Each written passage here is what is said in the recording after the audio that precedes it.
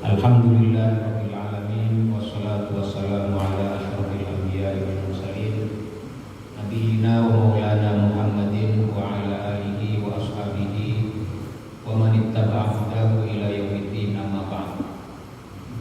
Jamaah salat maghrib yang dirahmati Allah Subhanahu wa taala, pada malam hari ini insyaallah kita akan melanjutkan ngaji ayat-ayat suci Al-Quran, di mana pada malam kesempatan sebelumnya kita sudah sampai pada surat Maryam ayat yang ke-11.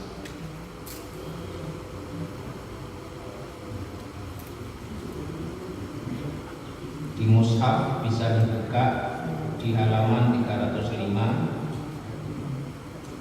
atau 306. Ya a'udzu billahi minasyaitonir rajim. Ya Yahya khudhil kitaba biquwwah wa atainahu al-hukma sabiyya wa hananan min ladunna wa zakah wa kana taqiyya wa barram biwalidayhi wa lam yakun jabbaran 'asiyya wa salamun 'alaihi yauma wulida wa yauma yamutu wa yauma yub'atsu hayya. Masyarul muslimin yang dirahmati Allah Subhanahu wa taala, pada kesempatan sebelumnya kita sudah mengkaji ayat-ayat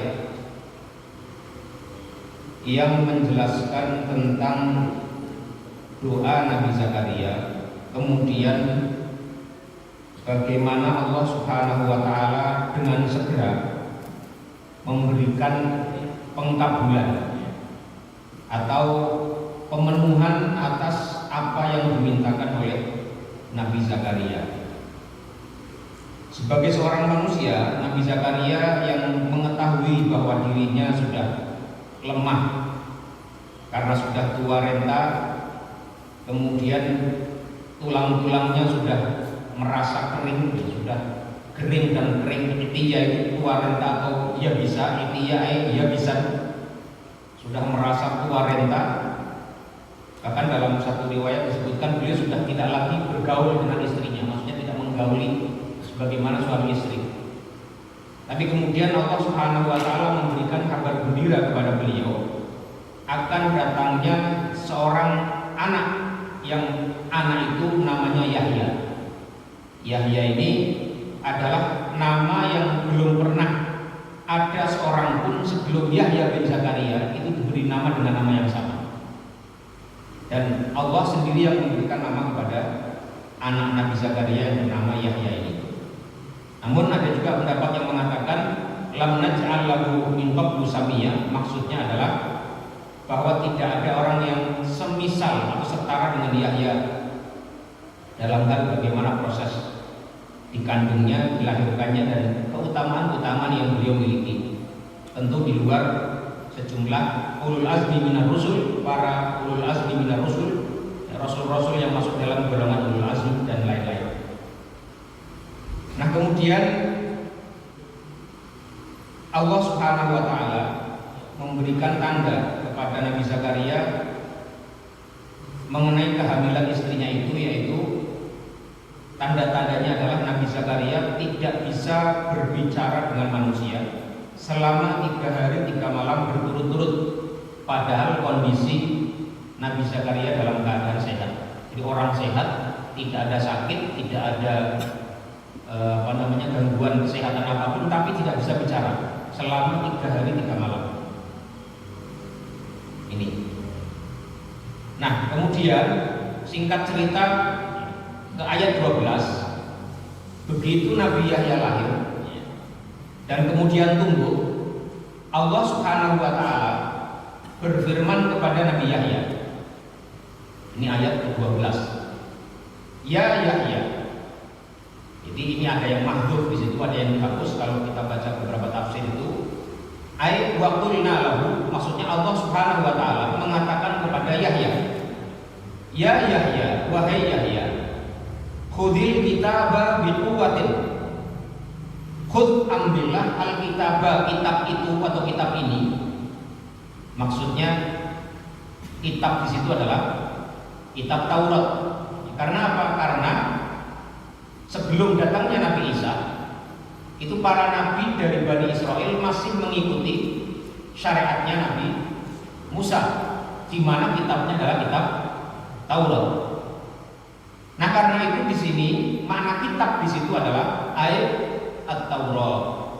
Jadi ya Yahya, wahai Yahya, khudh, ambillah olehmu alkitabah, kitab Taurat itu biquwatin, dengan penuh kekuatan dan sungguh-sungguh. Nah, kalau kita baca terjemah ya, Depak itu biquwah diterjemahkan dengan sungguh-sungguh. Karena memang mayoritas para mufasir memaknai kata kuat, kekuatan di situ adalah bukan kekuatan fisik, tapi kekuatan hati, kekuatan jiwa, dan kekuatan akal.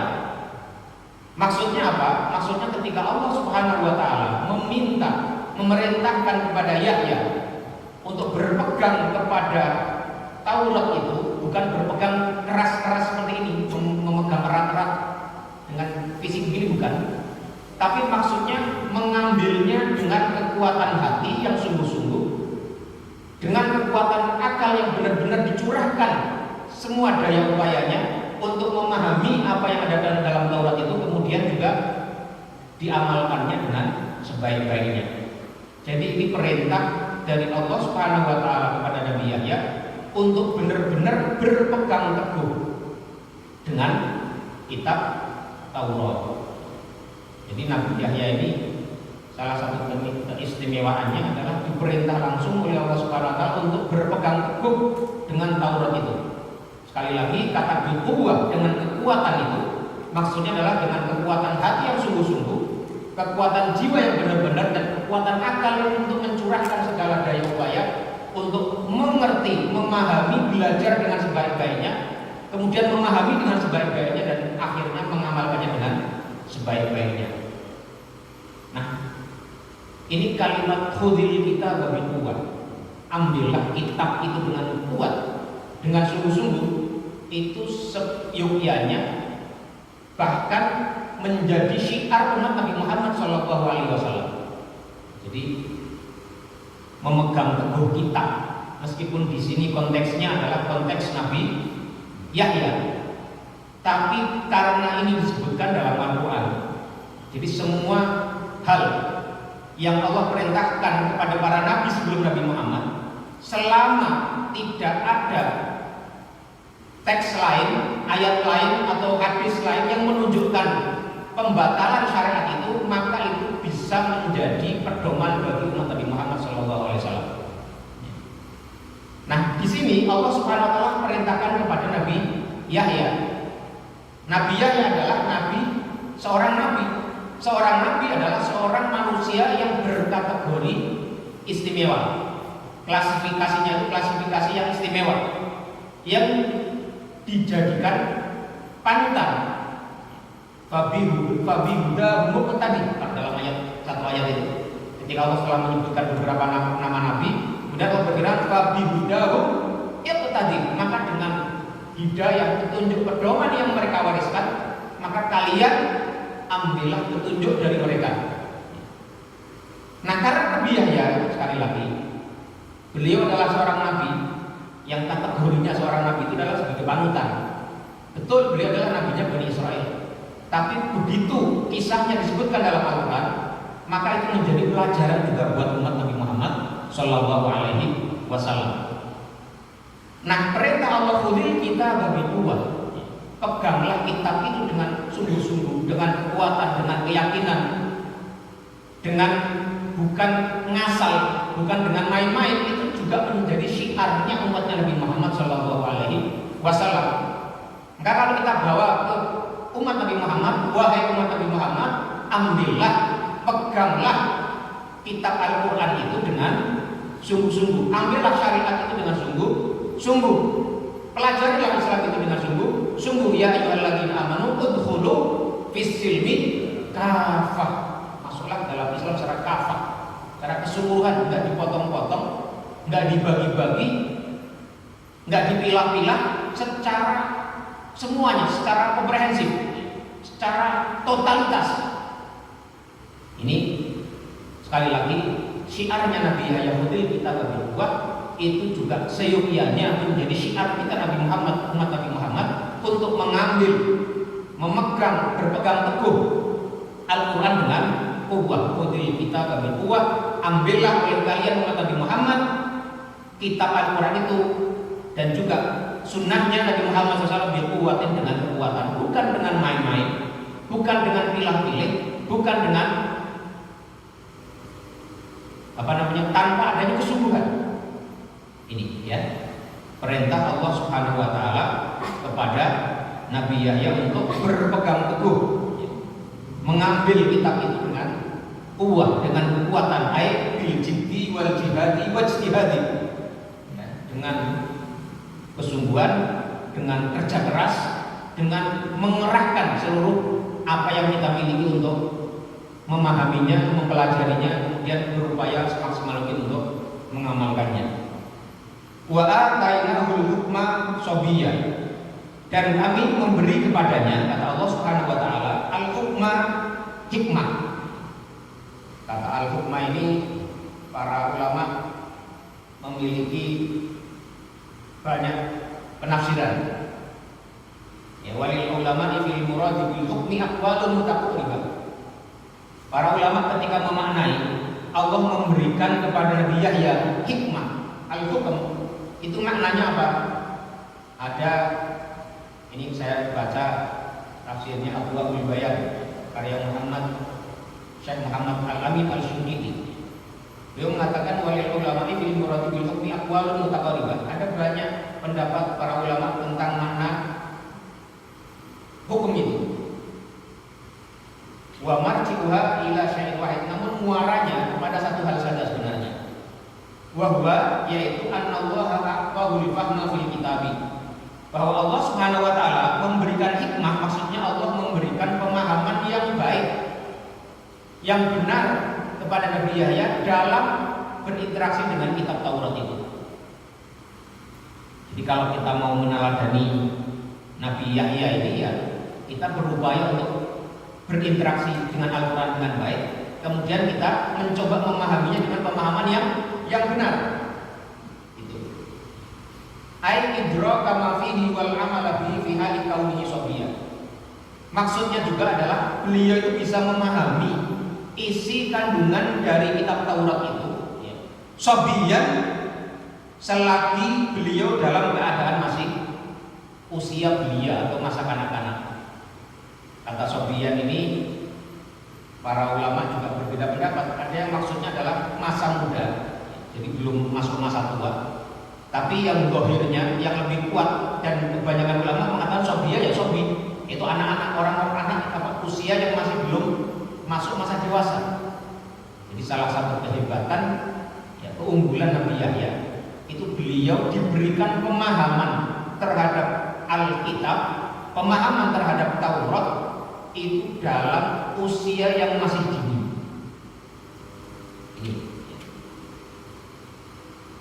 Ini disebutkan ayat wa'aqaina bi fahma bi kitabillahi fi hali sibahu qabla bulughihi asnana rijal. Jadi beliau diberikan pemahaman oleh Allah Subhanahu wa taala tentang kitab Taurat itu sebelum beliau mencapai usia laki-laki dewasa. Makanya ada beberapa riwayat bagaimana disebutkan oleh Abdullah bin Al-Mubarak, Nabi Yahya ini ketika masa kecil itu teman-temannya sering mengajak beliau bermain. Qala Sufyan Yahya ibni Zakaria, anak-anak kecil yang seusia dengan Yahya bin Zakaria itu mengatakan idhhab bina nal'ab, wahai Zakaria, wahai Yahya, ayo kita pergi, kita main.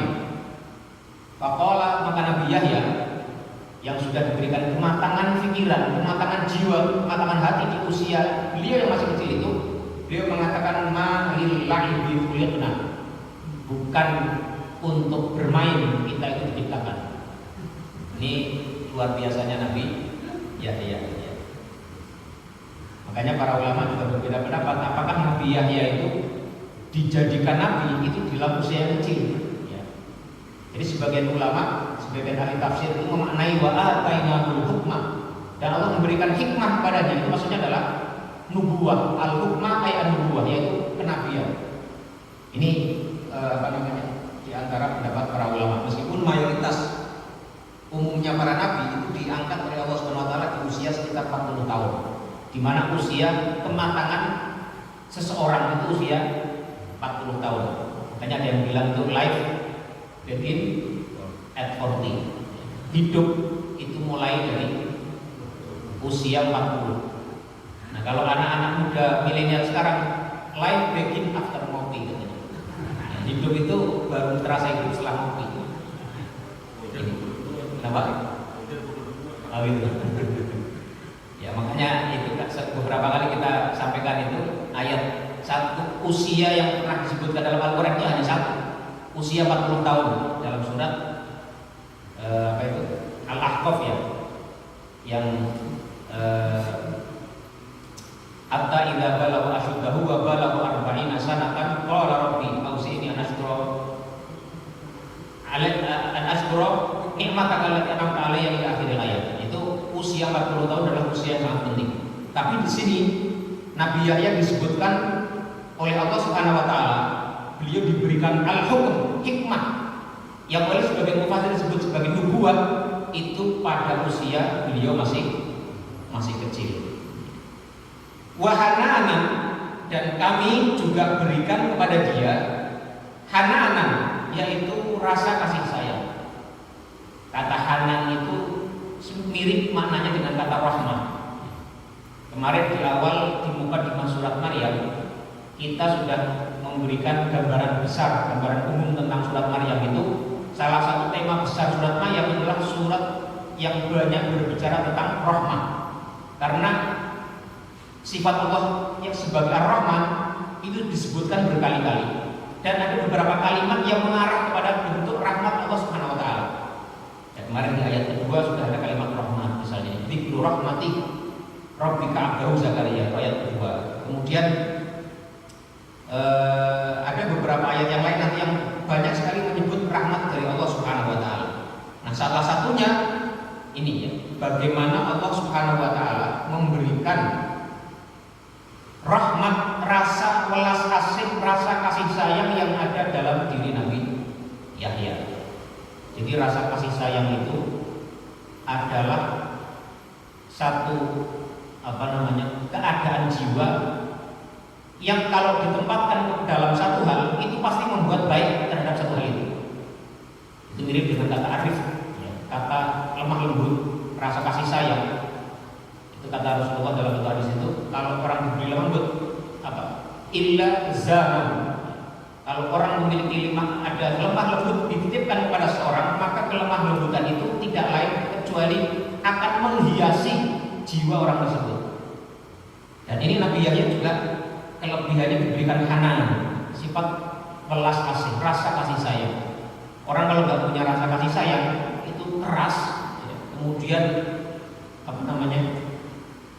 kaku, dan itu pasti tidak menyenangkan. Orang yang kaku, keras itu tidak menyenangkan. Meskipun ya, kalau misalnya ada orang yang dikatakan seperti itu, ya sudah, tinggal mengarahkannya ke dalam arah yang semampu, di mana dia bisa mengarahkan rasa kaku dan kerasnya itu.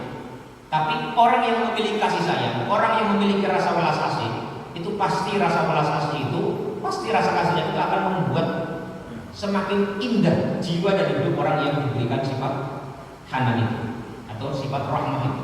Ini ya. Wa hananan ya, al-hananu huwa ma jubila alaihi minar rahmah. Ini para mufassir menjelaskan seperti itu ya. Hanan itu disamakan dengan rahmah, wal afi wasyafaqah. Kelembutan hati dan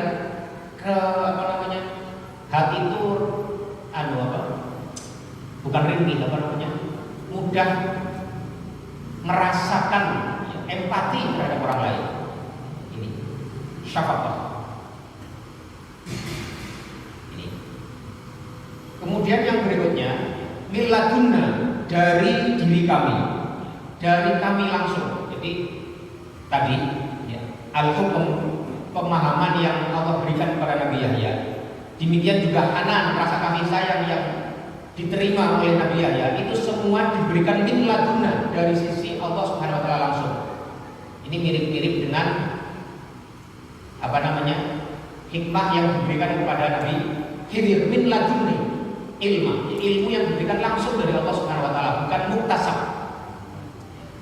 Bukan sesuatu yang bisa diupayakan, tetapi sesuatu yang dikaruniakan oleh Allah Subhanahu wa taala kepada Nabi Yahya.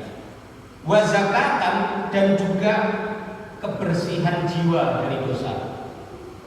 Ini ya, wa zakatan, dan juga kebersihan jiwa dari dosa. Kata zakat itu artinya bisa bermakna bersih, sebagaimana zakat yang kita kenal itu membersihkan harta.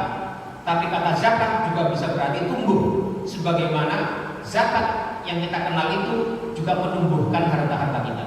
Ya, kata zakat itu artinya adalah kebersihan hati. Toharatan minadz dzunubi wal ma'asi. Ini para ulama mengatakan wa min annal makna wa aqwaina zakatan atau wa ataina zakatan toharatan minadz dzunubi wal ma'asi, yakni bersih dari dosa-dosa dan maksiat. Bi taufiqina iyyahu lil amali bima yuridillah ta'ala, dengan memberikan bimbingan kepadanya untuk melakukan amal-amal yang diridhoi oleh Allah Subhanahu wa taala. Ini. Wa qala ba'dhu minal ulama, ada juga sebagian ulama yang mengatakan bahwasanya al-muradu biz zakati fil ayati al-amalus shalih. Yang dimaksud dengan zakat dalam ayat ini itu adalah amal soleh. Jadi Allah Subhanahu wa taala berikan kepada Nabi Yahya ilham untuk senantiasa berbuat amal kebajikan tanpa pernah mau berhenti.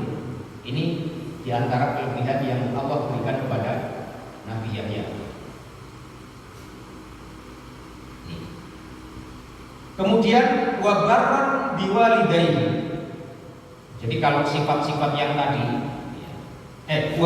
wakana taqiyya, dan dia pun dijadikan oleh Allah Subhanahu wa taala sebagai orang yang bertakwa.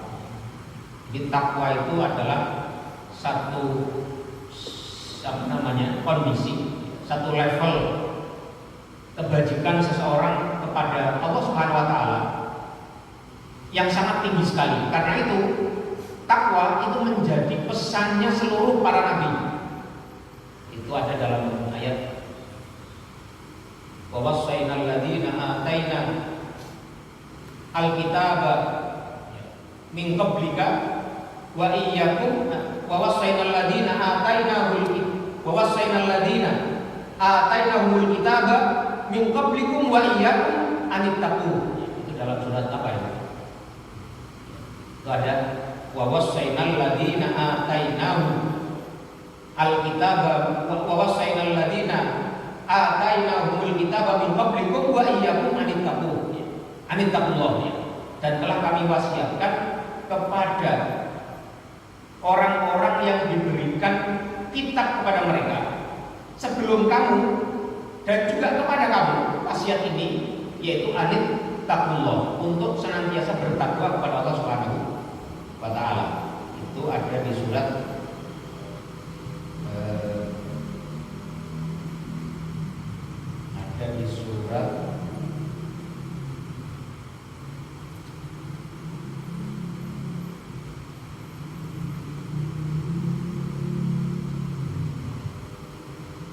surat An-Nisa ayat 131 ya.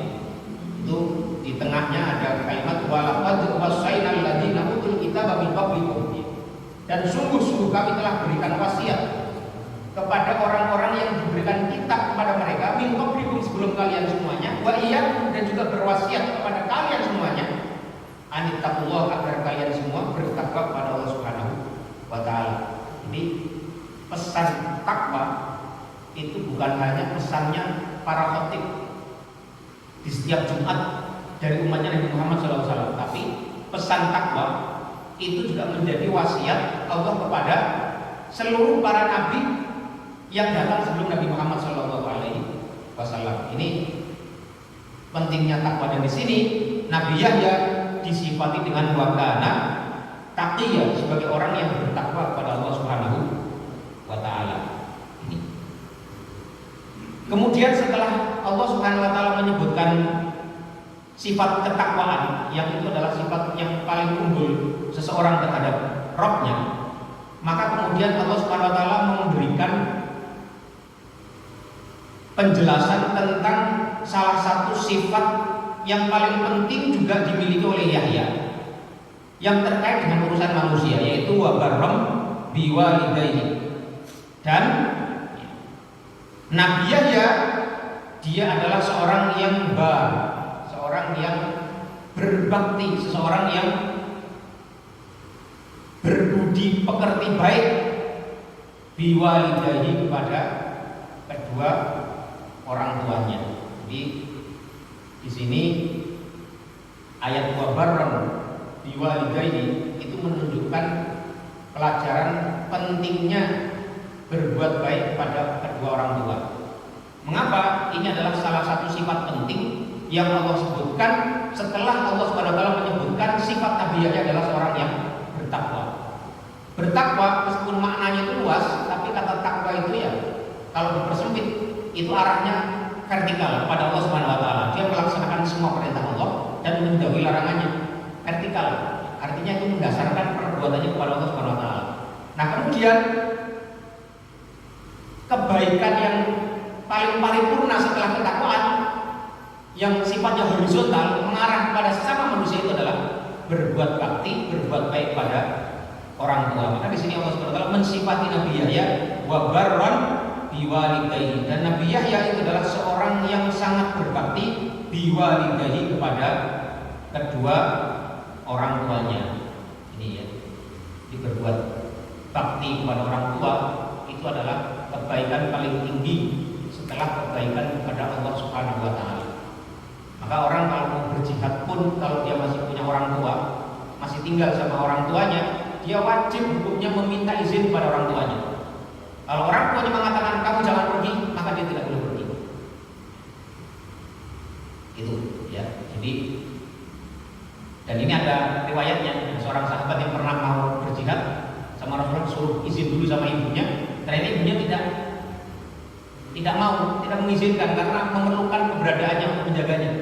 Maka dia diberikan dispensasi oleh Rasulullah untuk tidak berangkat jihad. Jadi sedemikian kuatnya ya, keharusan kita berbakti kepada orang tua itu sedemikian besar. Makanya ridwallahi fi ridwal walidaini wa suhtullahi fi suhtil walidaini. Ridhonya Allah itu kita bisa dapat raih dengan mudah kalau kita juga mendapatkan ridho dari kedua orang tua kita. Dan kebencian Allah, kemurkaan Allah itu juga akan kita dapat kalau kita dimurkai oleh kedua orang tua kita. Jadi berbahagialah kita semua yang masih punya orang tua, maka kesempatan untuk mendapatkan rahmat, kasih sayang, keridhaan Allah itu jauh lebih mudah dengan cara membuat orang tua kita ridho dengan kita, membuat orang tua kita senang dengan kita, membuat orang tua kita merasa bahagia dengan diri kita.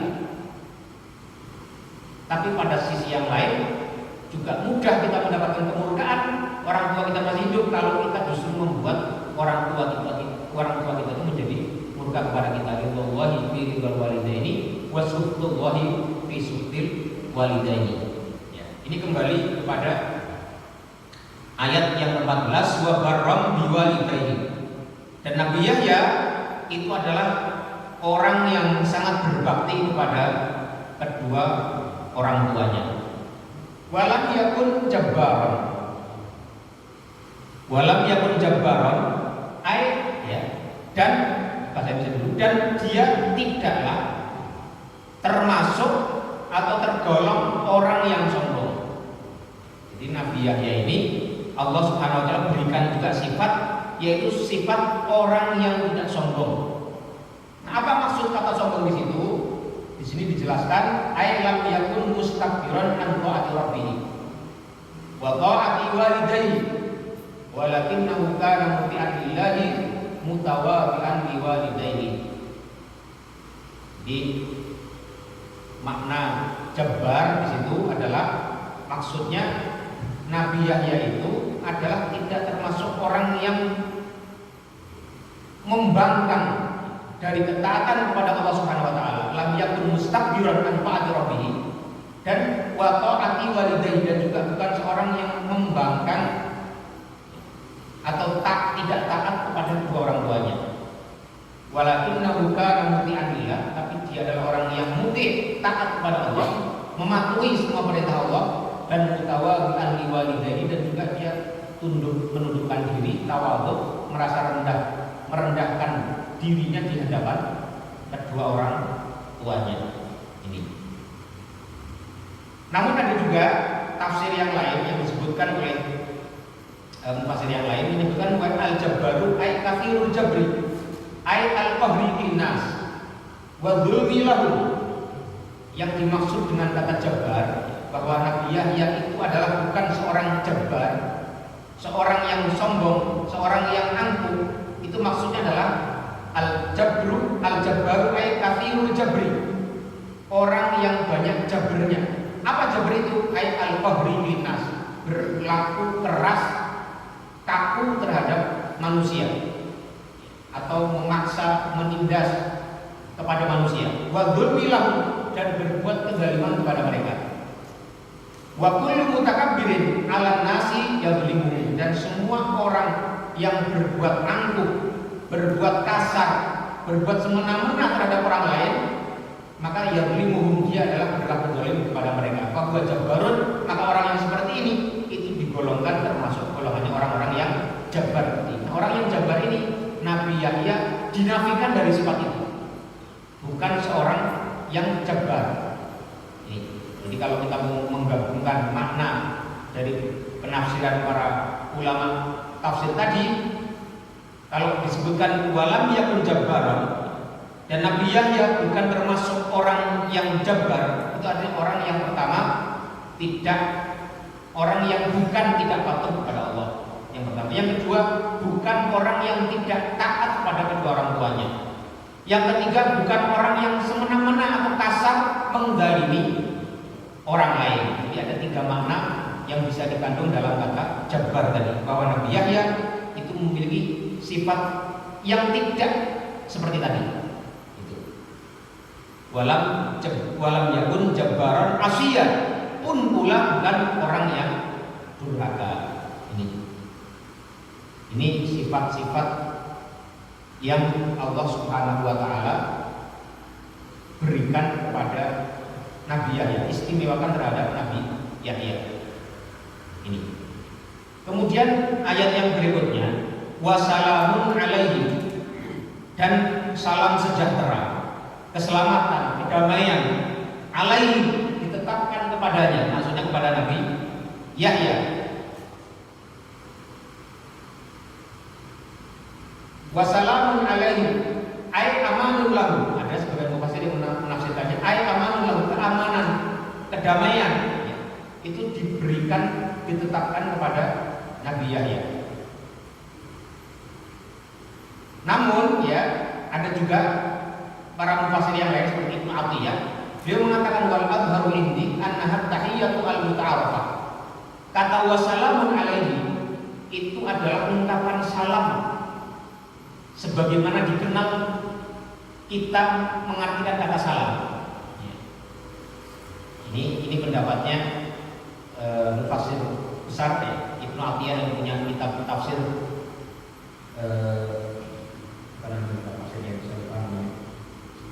Jadi beliau mengatakan bahwasanya wal adharu indi annaha tahiyatul muta'arafah, bahwa kata salam di sini itu adalah salam dalam arti ucapan penghormatan yang biasa seperti kita sampaikan ketika kita mengucapkan salam. Assalamu alayka, assalamu alaikum, assalamu alayna.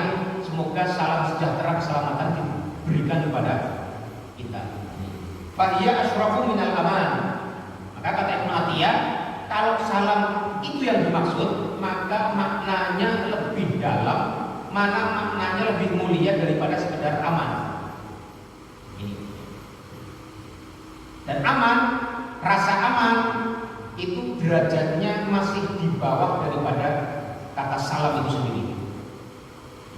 Wa inna masyarafu fi ansallallahu alaihi wa hayyahu bil mawaqil lati al-insanu fiha bi ghayati wal hajat. Jadi Allah Subhanahu wa taala memberikan keselamatan, memberikan kedamaian, keamanan, kesejahteraan kepada Nabi Yahya. Kapan? Yauma wulida, pada hari di mana beliau dilahirkan, wa yauma yamutu, dan pada hari di mana beliau wafat, wa yauma yub'atsu hayya, dan pada hari nanti beliau dibangkitkan kembali. Nah, ini para ulama memberikan penjelasan mengapa di situ Allah Subhanahu wa taala menyatakan bahwasanya Nabi Yahya itu diberikan keselamatan, diberikan salam, diberikan keamanan pada 3 keadaan. Yang pertama pada saat dilahirkan, yang kedua pada saat kematian, yang ketiga adalah pada saat dibangkitkan kembali. Karena menurut para ulama 3 keadaan yang paling berat yang dialami seorang manusia adalah 3 keadaan itu, yaitu keadaan saat dilahirkan, di mana orang itu pertama kali muncul di muka bumi dalam keadaan yang paling lemah sekali, baru keluar dari perut ibunya. Itu keadaan yang paling kritis pertama bagi seorang manusia, yaitu yauma wulida, pada hari pertama dia dilahirkan. Yang kedua adalah wa yauma yamutu, pada hari kematian. Itu saat-saat yang paling kritis yang kedua yang akan dihadapi setiap manusia. Jadi kalau sudah melewati masa kelahiran, bisa hidup ya, bertahun-tahun, ada 40 tahun, 60 tahun, 70 tahun, maka masa kritis yang kedua yang akan dihadapi oleh seseorang manusia adalah saat di mana dia menghadapi kematian. Wa yauma yamutu, pada hari di mana dia mati. Kita sudah pernah bahas dalam kajian Bulumar itu bagaimana sakaratul maut itu luar biasa kuat sekali, luar biasa dahsyat sekali. Bahkan seorang Nabi Muhammad SAW itu menghadapinya dengan berat. Bagaimana diriwayatkan oleh Aisyah dalam Sahih Bukhari. Tapi kemudian Ibnu Hajar Al-Asqalani memberikan komentar beliau, pandangan beliau bahwasanya para nabi itu diberikan sakaratul maut yang juga dahsyat itu dalam rangka untuk menyempurnakan derajat ketinggian mereka. Karena asyadul balai alam dia al-amsal fal-amsal, sebesar-besar orang yang mendapatkan musibah, sebesar-besar orang yang mendapatkan cobaan, itu adalah para nabi, kemudian orang-orang yang mengikuti para nabi itu dalam hal derajat maupun kebaikannya. Semakin baik seseorang, semakin tinggi cobaannya. Jadi jangan pernah kita kalau kemudian banyak mendapatkan kemudahan hidup, belum tentu itu adalah itu bukan jaminan sebagai bentuk Allah sudah mencintai dirinya atau meridhoi dirinya. Ini nanti jatuhnya seperti orang yang dalam surat Al-Fajr itu, fa amal insanu idza mabtalahu rabbuhu fa akramahu wa na'amahu fa yaqulu rabbi akraman. Orang-orang itu banyak yang ini orang-orang yang dalam konteks yang tidak baik. Kalau diberikan nikmat oleh Allah Subhanahu wa taala, diberikan karunia, dia bilangnya rabbi akraman. Tuhan telah memuliakanku. Padahal belum tentu, belum tentu. Kita juga sudah berkali-kali singgung juga ya betapa musibah, balak, ujian kalau direspon dengan baik itu akan justru jauh meningkatkan derajat kita di hadapan Allah Subhanahu wa taala. Itu ada hadis yang sangat menarik yang sering saya sampaikan itu. Yawaddu ahlul afiyati yaumal qiyamati hina yu'ta ahlul bala'i al jazaa atau at-thawaba law anna juludahum quridat bil maqarid. Law anna juludahum quridat fid dunya bil maqarid. Orang-orang yang biasa sehat, orang-orang yang biasa nyaman hidupnya di dunia, ketika nanti di hari kiamat mereka melihat orang-orang yang sering dapat musibah mendapatkan ganjaran mereka, ketinggian derajat mereka karena musibah-musibah yang mereka pernah alami di dunia, yang mereka kemudian sabar dan ridho dengan musibah itu. Mereka itu berangan-angan, oh dulunya kenapa kami juga tidak mendapatkan ujian yang sama. Kalau perlu kulit saya tersayat-sayat dengan gergaji agar saya bisa mendapatkan fadilah derajat seperti yang didapatkan oleh orang-orang yang mendapatkan bala itu. Ini cara pandang kita terhadap musibah dan kenyamanan hidup seperti itu ya. Bukan berarti orang yang rezekinya banyak itu adalah Allah ridho dengannya, tapi bisa jadi itu adalah ujian dari Allah Subhanahu wa taala. Kalau gagal ya dia maksudnya istidratan ini. Ya, justru menjauhkan dia dari Allah Subhanahu wa taala. Ini wassalamun alaihi, dan keselamatan, kedamaian, kesejahteraan ditetapkan bagi Nabi Yahya kapan? Yauma wulida, pada hari dia dilahirkan, wa yauma yamutu, dan pada hari dia diwafatkan, wa yauma yub'atsu hayya, dan pada hari di mana dia dibangkitkan lagi, dihidupkan kembali. Jadi 3 keadaan inilah merupakan 3 kondisi, 3 waktu yang paling kritis dihadapi manusia.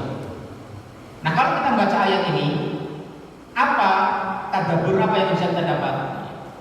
Kita kalau mengerti itu, kita cara tadabburnya adalah kan Nabi Yahya itu mendapatkan keistimewaan, mendapatkan keselamatan pada 3 kondisi yang sulit tadi, hari kelahiran, dari kematian, sama hari dibangkitkan kembali. Ya, kita begitu baca ayat ini, oh ternyata 3 keadaan itulah keadaan yang paling sulit dihadapi manusia. Oke, hari kelahiran sudah lewat. Nah, kita tinggal sekarang berdoa meminta keselamatan kepada Allah Subhanahu wa taala pada hari saat kita dimatikan dan pada sehari nanti kita dibangkitkan kembali. Jadi begitu. Jadi kita meskipun membaca ini, yang kita baca itu adalah keutamaan yang Allah berikan kepada Nabi Nabi Yahya, maaf ya. Tapi kita yang membaca itu, pelajaran apa kita dapat? Itu tadi keutamaan yang diberikan kepada Nabi Yahya dengan keselamatan pada 3 kondisi itu. Kita mintakan itu kepada Allah Subhanahu wa taala, ya Allah, berilah keselamatan kepadaku ya, pada hari di mana nanti aku dimatikan, aku datang kematian kepadaku, dan pada hari di mana aku nanti dibangkitkan kembali. Itu cara kita antara lain kita tadabur dengan Al-Qur'an.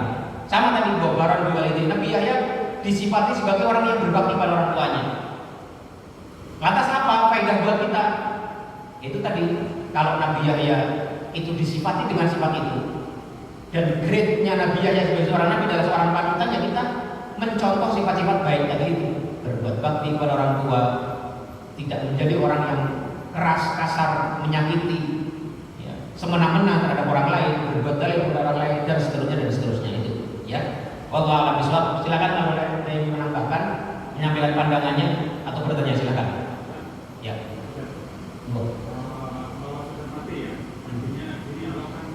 Memberikan bagian sifat atau yang di sini kenapa? Artinya dia kan punya umat dalam ini adalah bagi saya kan,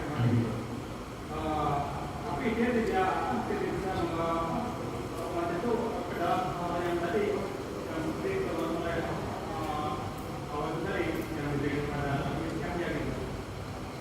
Artinya apa? Ini Bani Israel kan memiliki catatan yang begitu kan bertentangan dengan apa yang dimiliki oleh Nabi Yahya yang diberikan oleh Allah gitu. Sehingga dalam perjalanan hidupnya Bani Israel ini artinya kan termasuk katakan manusia yang katakan di sini bisa dikatakan mereka itu sombong gitu ya. Karena memang mereka itu mungkin ya sifat yang sedikit bertentangan dengan sifat-sifat Nabi Yahya.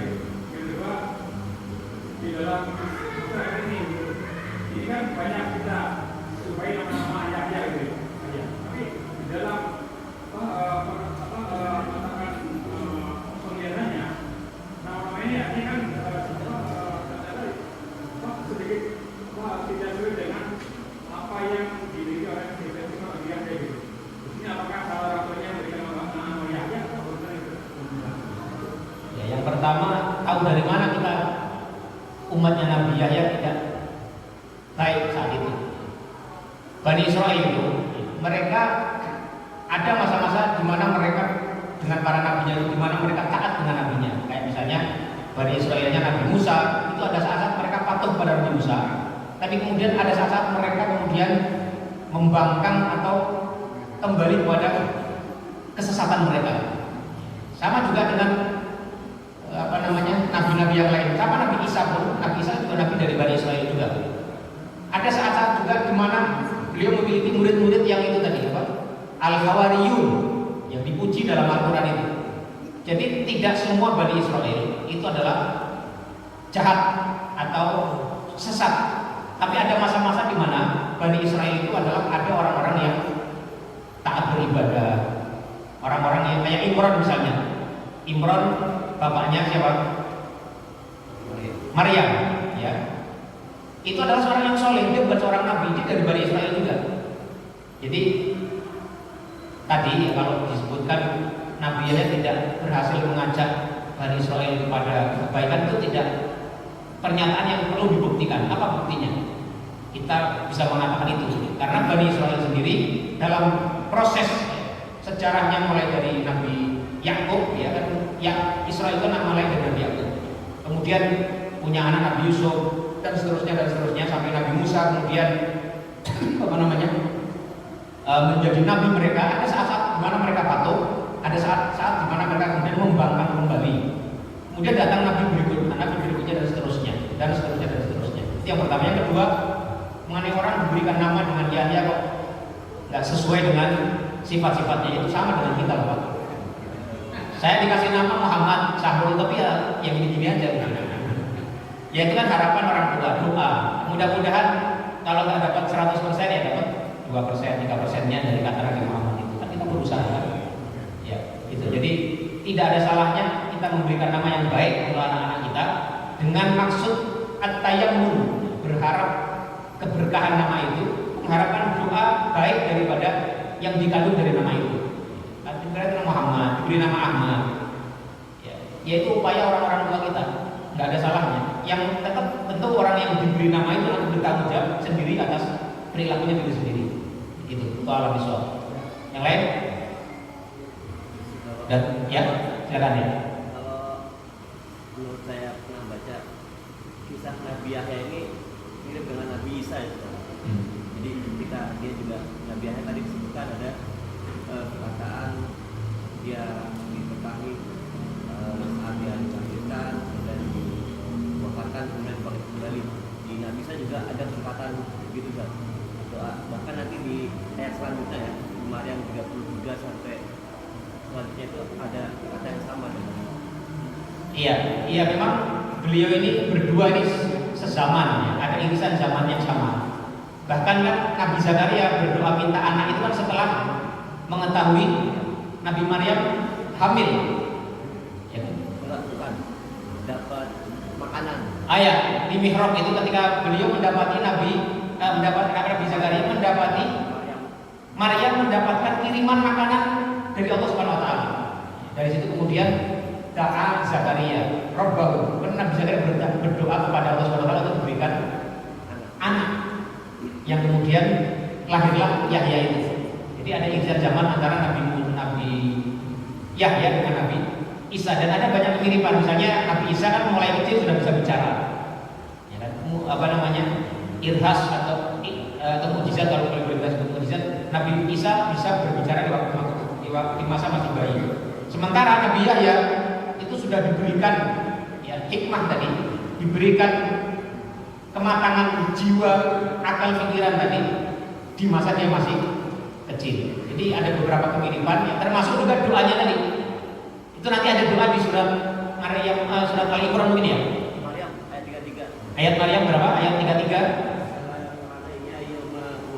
Ayat 33.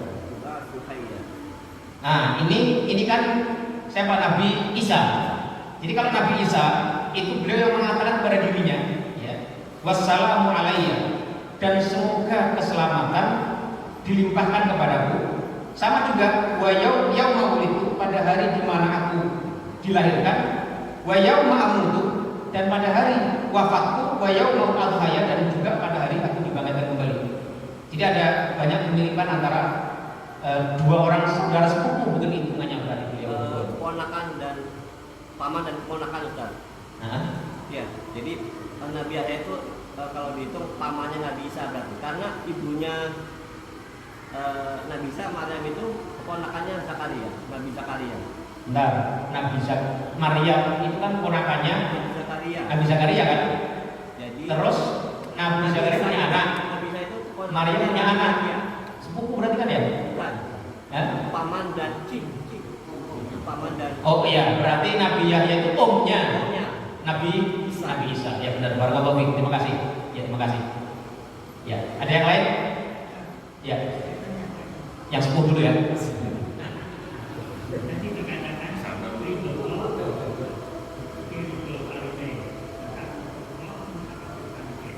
ini termasuk mertua atau masyarakat?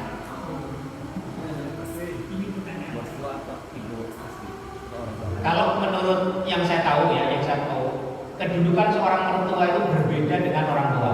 Tapi karena dia adalah orang tua istri kita atau suami kita, maka dia bisa diikutkan ke dalam itu. Tapi aslinya berbeda. Dia bukan orang tua kita, bukan orang yang punya darah kepada kita, bukan orang pula yang melahirkan kita. Jadi kedudukannya berbeda dengan mertua, dengan orang tua asli. Tetapi berhubung dia kedudukannya adalah orang tua pasangan kita, istri kita atau suami kita, maka disejajarkan dengan orang tua. Meskipun aslinya adalah orang tua kandung itu berbeda derajatnya dengan mertua. Artinya maksudnya begini. Jadi kalau kita memberikan penghormatan, itu juga berilah penghormatan kepada ibu mertua kita atau bapak mertua kita. Tapi nilai kebaikan kita kepada mertua itu berbeda dengan nilai kebaikan kita kepada orang tua kandung kita.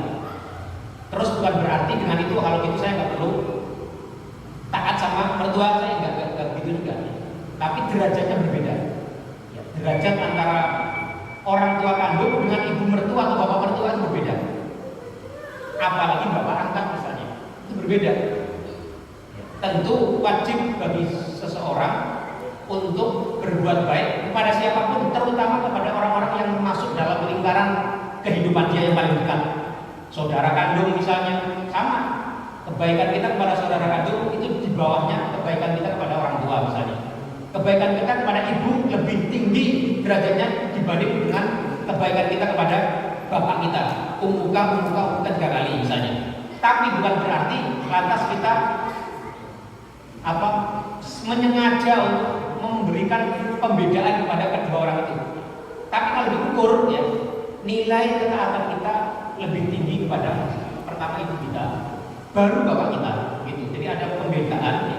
Tapi pembedaan itu bukan berarti kemudian kita secara menyengaja membedakannya. Misalnya sengaja kalau kepada ibu kita berikan penghormatan lebih, tapi kepada bapaknya sengaja tidak diberikan perhatian. Saya tidak begitu. Tapi nilai kebaikannya, nilai keharusan kita berbakti itu jauh lebih tinggi kepada ibu dibanding bapak. Tapi dua-duanya sama, ada keharusan kita untuk berbuat baik kepada keduanya.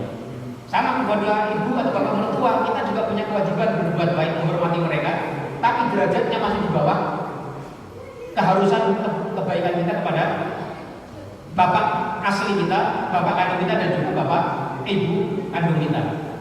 Demikian pula dengan orang tua angkat, derajatnya di bawahnya lagi, di bawahnya orang tua kandung kita. Meskipun demikian, karena dia adalah orang yang memelihara kita, mengasuh kita dari kecil, ya jadilah dia seperti bapak kita sendiri.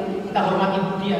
Tapi ya, hakikatnya kebaikan kepada orang tua asuh atau orang tua angkat itu tidak sama dengan kepada orang tua kandung kita, meskipun orang tua kandung kita tidak mengasuh kita. Itu. Allah Akbar. Ya, sudah Pak ya? Bapak tadi yang terakhir. Saya kalau gimana caranya kita berbakti kepada orang tua? Misalnya Ustaz, saya punya setiap bulan punya alokasi ngasih ke orang tua 3. Tapi saya punya alokasi juga setiap bulan, misalnya ini ke masjid dan sebagainya 4. Apakah saya kurang ke orang tua atau harusnya sama-sama 4 atau lebih, dan itu bisa bagaimana Ustaz? Itu diberikan pilihan itu kepada masing-masing kita. Kayak kita bersedekah ke masjid, berinfak ke masjid. Berapa persen dari uang kita itu terserah kita. Mau berapa pun tergantung niat kita, kebutuhan masjidnya, tergantung kita sendiri yang mengukurnya. Mau berapa? Pada orang tua berapa? Tidak ada batasan dalam syariat. Harus sekian persennya. Misalnya kalau orang tua harus sekian persen, kalau saudara kandung itu tidak ada ketentuannya harus kaku atau harus terukur, seperti itu tidak ada. Ya, jadi tidak ada kewajiban khusus berapa jumlah ukuran takaran daripada berapa yang harus kita berikan kepada orang tua atau berapa yang harus kita berikan kepada mertua. Misalnya kalau kita juga memberikan berapa untuk saudara, berapa untuk masjid, berapa untuk warga misalnya, itu semua tidak ada ketentuan yang khusus mengaturnya. Itu dikembalikan kepada keadaan, kondisi dan pilihan masing-masing. Kalau dia melihat masalah misalnya orang tua saya misalnya kebutuhan bulan ini sudah cukup, saya akan mengalokasikan kepada saudara yang membutuhkan, tidak apa-apa juga, tidak ada salahnya. Itu semua masing-masing diberikan kebebasan, kebijaksanaan kepada orang yang menjalankannya. Wallahu a'lam bishawab. Udah Pak ya, kita coba sekian saja. Mudah-mudahan ada manfaatnya, yang benar semuanya dari Allah Subhanahu wa taala, sementara yang salah karena kebodohan saya sendiri. Aku lupa qouli hadza wa astaghfirullah li wa lakum wa sallallahu ala nabiyyina Muhammadin wa ala alihi wa sahbihi wa sallam tasliman katsira. Subhanakallahumma wa bihamdika asyhadu an la ilaha illa anta astaghfiruka wa atubu ilaik. Wassalamu alaikum warahmatullahi wabarakatuh.